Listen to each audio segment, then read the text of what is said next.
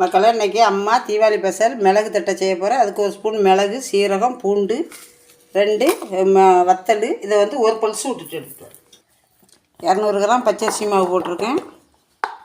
50 gram பொட்டுக்கடலை மாவு, மிளகு சீரகம் பொடிச்சது, ஒரு ஸ்பூன் வத்தல் பொடி போட்டிருக்கேன். ஓமம், கருவேப்பிலை நறுக்கி வச்சுருக்கேன். ஓமமும் கருவேப்பிலையும் போட்டுக்கிடுதேன். இதுக்கு தேவையான உப்பு போட்டுக்கிடுவோம். தேவையான மஞ்சத்தூள் போட்டுக்கிடுவோம்.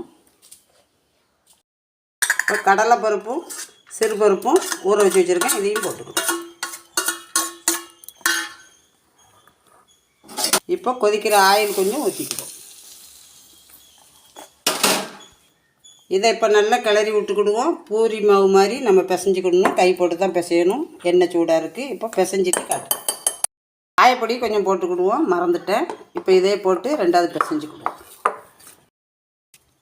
இந்த மாதிரி ஒரு உருண்டை எடுத்துக்கிட்டு வாழை கழுவி எண்ணெய் தடவி வச்சுருக்கேன். இப்போ இதில் வச்சு நம்ம கைட்டே தட்டிக்கிடுவோம். இப்போ அடுப்பத்தை வச்சு ஆயில் ஊற்றிட்டேன். ஆயில் சூடாகிட்டு இருக்குது. இப்போ இதே மாதிரி எல்லாத்தையுமே நம்ம தட்டி தட்டி போட்டுக்கிட வேண்டியது. மக்களே, மிளகு தட்டை ரெடி ஆயிடுச்சு. இப்போ எல்லாமே எடுத்துக்கணும். மக்களே, அம்மா வந்து தீபாவளி ஸ்பெஷல் வந்து மிளகு தட்டை ரெடி பண்ணிட்டேன். இதே மாதிரி தீபாவளிக்கு செஞ்சு சாப்பிட்டு பாருங்கள்.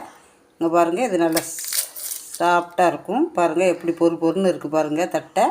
இந்த மாதிரியே நீங்களும் மிளகு தட்டை செஞ்சு சாப்பிட்டு பாருங்கள். அவ்வளோ டேஸ்ட்டாக இருக்கும்.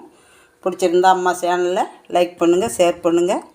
அம்மா சேனலில் சப்ஸ்கிரைப் பண்ணுங்கள். மீண்டும் ஒரு வீடியோவில் வரேன். நன்றி, வணக்கம்.